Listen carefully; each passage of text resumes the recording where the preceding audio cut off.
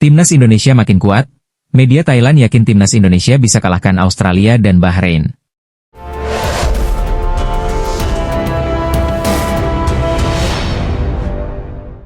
Media Thailand, Thairat Sport yakin Timnas Indonesia bisa meraih hasil baik ketika melawan Australia dan Bahrain. Seperti yang diketahui, Timnas Indonesia akan melakoni laga melawan Australia dan Bahrain di lanjutan kualifikasi Piala Dunia 2026. Pertandingan pertama dijadwalkan terlaksana di Stadion Sydney Football Stadium, pada 20 Maret 2025 melawan Australia. Sedangkan laga kedua digelar di Stadion Gelora Bung Karno pada 25 Maret 2025 melawan Bahrain. Media Thailand sendiri sangat yakin Timnas Indonesia bisa mengalahkan Australia dan Bahrain dengan kekuatan skuad yang sekarang.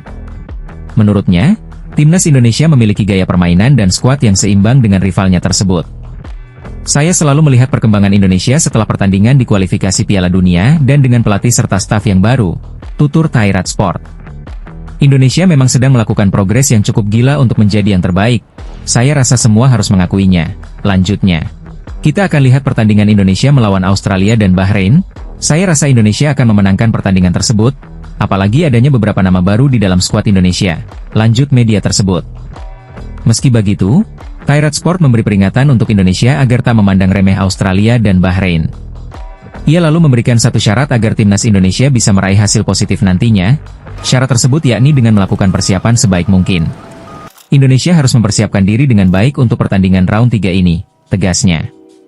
Saat ini pelatih Patrick Kluivert sedang meracik tim jelang berlaga di putaran ketiga kualifikasi Piala Dunia 2026 zona Asia. Patrick dan timnya saat ini sedang memantau Liga 1 untuk melihat pemain yang berpotensi dipanggil ke timnas. Sejauh ini beberapa pemain lokal sudah mulai menunjukkan kelasnya di kompetisi. Septian Bagaskara bisa jadi opsi yang tersedia untuk posisi striker timnas Indonesia. Dari 24 pertandingan dia mengoleksi 7 gol dan 1 assist. Meski hanya 5 laga turun sejak menit pertama, Septian cukup sukses jadi super sub bagi Dewa United musim ini. Apalagi, kombinasi bersama Egy Maulana Fikri yang sudah mencatatkan 11 gol dan 4 assist dari 24 laga akan membuat pelatih timnas memangkas waktu untuk adaptasi. Chemistry dua pemain tersebut bisa dicoba dan memberikan kesempatan ke timnas bukan pilihan buruk. Penampilan Septian lebih baik dari Ramadan Sananta dan Hoki Caraka yang sering mendapatkan panggilan. Di Persis Solo, Sananta mengoleksi 4 gol dan 1 assist dari 21 pertandingan. Sementara itu, Hoki di PSS Sleman meraih 3 gol dan 1 assist dari 19 laga.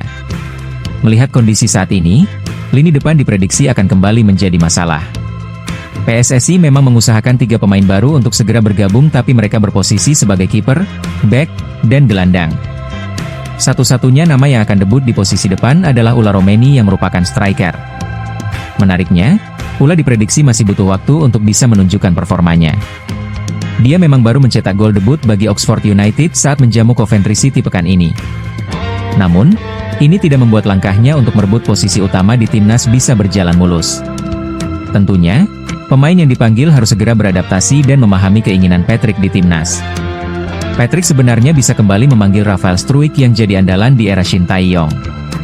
Tentunya, keputusan tersebut paling aman saat ini meski Struijk baru mencatatkan 1 gol dari 9 laga di Brisbane Roar.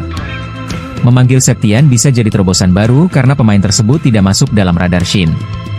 Tentunya, mantan pelatih Curaçao ini sudah memiliki opsi terbaik karena kurang dari 20 hari skuad Garuda akan bertandang ke markas Australia. Tim pelatih sudah dinanti tugas berat untuk mempersiapkan fisik pemain timnas Indonesia sebelum jumpa Australia dan Bahrain di kualifikasi Piala Dunia 2026. Timnas Indonesia bakal menghadapi Australia dan Bahrain pada 20 dan 25 Maret 2025 dalam rangka kualifikasi Piala Dunia 2026. Segala persiapan telah dilakukan oleh tim pelatih timnas Indonesia agar masalah non-teknis bisa teratasi, salah satunya dari segi logistik dan fisik. Mereka memperhitungkan segala hal soal logistik agar para pemain bisa bekerja dengan prima saat menantang Australia dan Bahrain. Kami sudah 2 kali bertemu dengan staf logistik untuk laga tanggal 20 lawan Australia dan 25 lawan Bahrain, ujar Alex Pastor dilansir bolasport.com dari siniar Spotify Med Open Vizier. Jika logistik berjalan lancar, kami bisa menentukan kapan terbang dan jadwal penerbangan yang pas, memperhitungkan hotel yang akan ditempati, jarak dari hotel ke stadion, hotel ke lapangan latihan. Makanya harus dipersiapkan sampai detail terkecil. Logistik sampai visa. Selain itu, Anda harus menentukan semuanya, sudah memikirkan siapa pengganti jika salah satu absen, visa harus tersedia 7 hari sebelum pertandingan. Saat laga di kandang sendiri, hotel kami akan berada di sebelah stadion. Lanjutnya, Quentin Jacoba direkrut khusus untuk mempersiapkan fisik pemain timnas Indonesia tetap prima di bawah asuhan Patrick Kluivert. Ex-pemain timnas Curaçao tersebut sudah mempersiapkan 2 protokol untuk menjaga kondisi pemain timnas Indonesia. Protokol pertama adalah jet lag dan kedua adalah protokol Ramadan. Protokol jet lag disusun untuk memastikan fisik para pemain timnas Indonesia yang terbang jauh dari Eropa dan Amerika menuju Sydney bisa terjaga dengan baik. Protokol untuk perjalanan jauh para pemain sudah disusun secara ketat oleh Quentin Jacoba dan tim pelatih timnas Indonesia. Kami punya Quentin Jacoba sebagai pelatih performa. Ya, kami sibuk dengan itu. Kami memiliki 2 protokol, yaitu untuk jet lag dan bulan Ramadan, ujar Alex Pastor. Jadi, protokol jet lag adalah para pemain yang harus melakukan perjalanan dari Eropa atau dalam kasus tim kami ada 1 kiper yang tampil di Amerika Serikat. Jadi, mereka datang dari jauh dan bagaimana kami bisa mendapatkan kemampuan terbaiknya saat tiba di Sydney.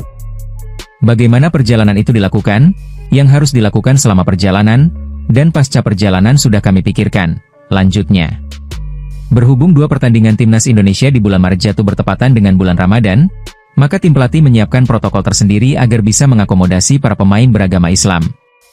Para pemain beragama Islam diberi sistem latihan yang bisa mengakomodasi kebutuhan ibadah seorang muslim selama bulan puasa.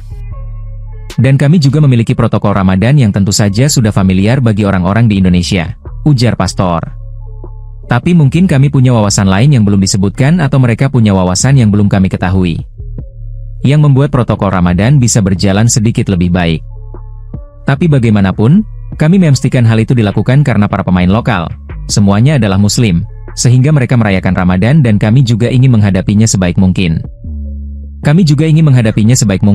Sehingga Anda harus kembali untuk melihat logistik Anda untuk dapat menyesuaikan waktu sehingga para pemain sudah menerima sesuatu atau mereka telah diberi waktu untuk itu atau mereka punya waktu untuk beribadah, sehingga kami bisa bekerja efisien, ujarnya.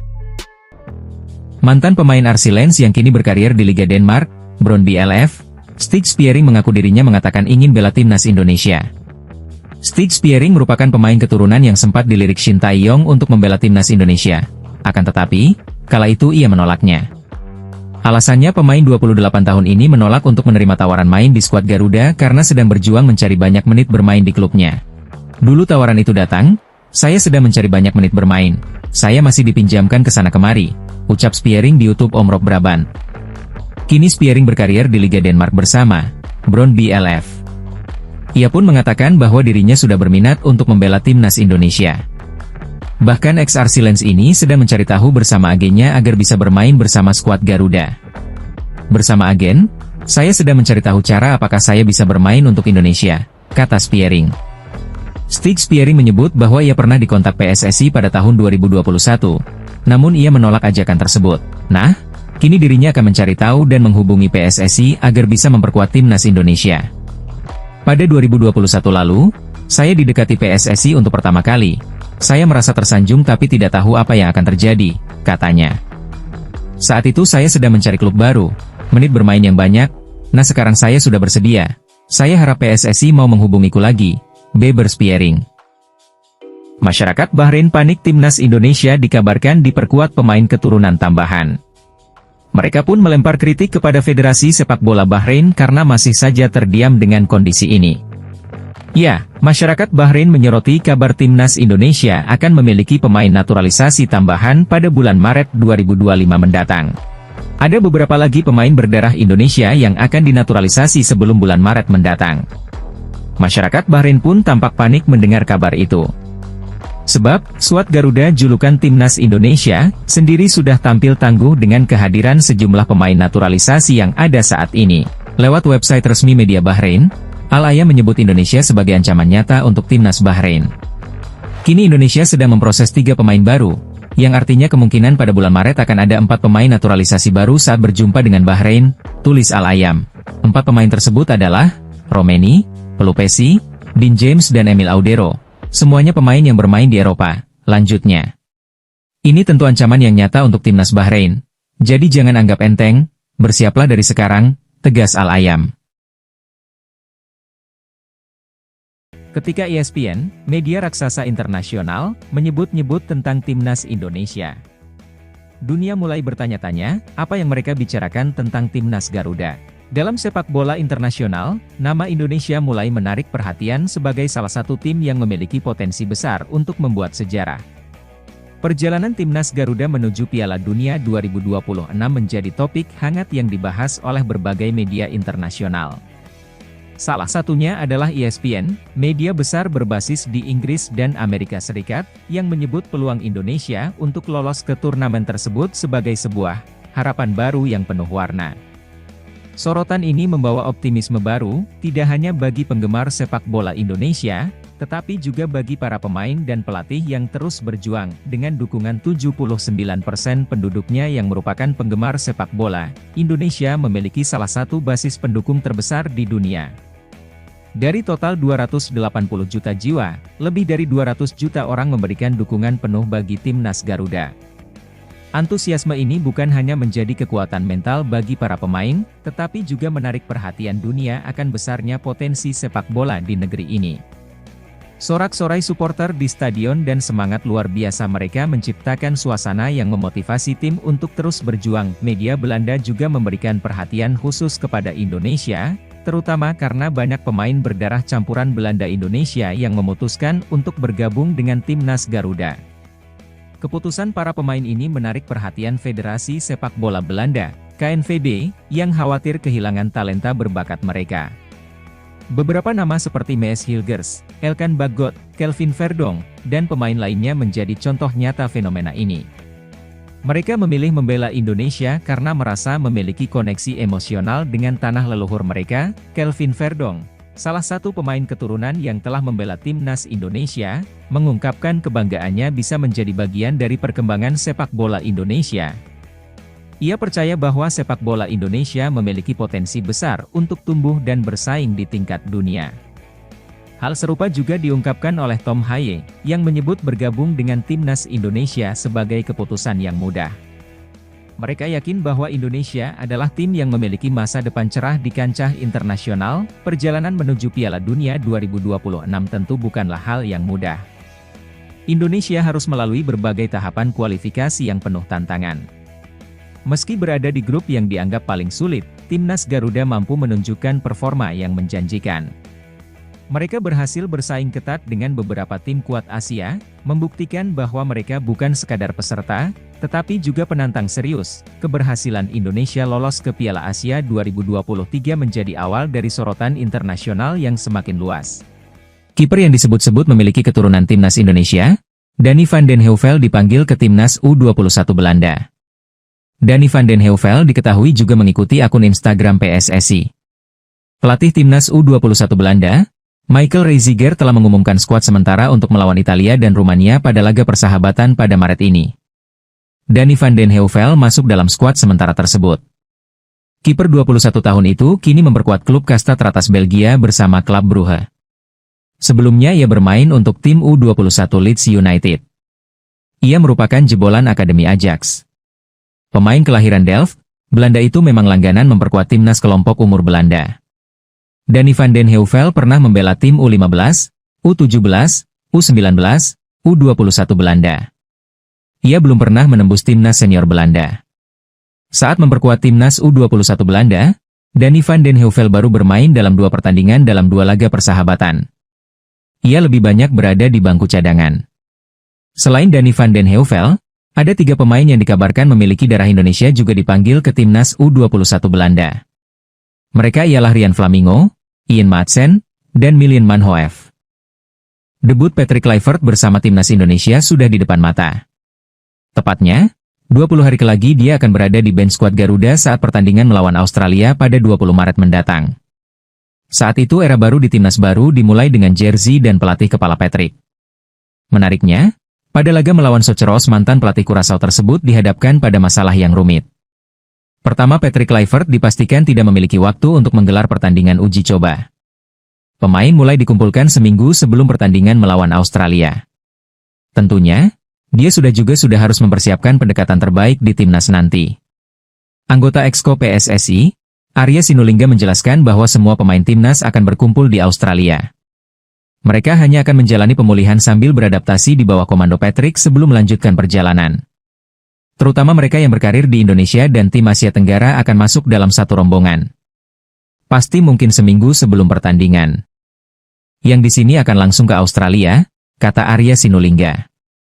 Masalah semakin menantang karena pemain yang berkarir di Eropa akan langsung menuju Sydney.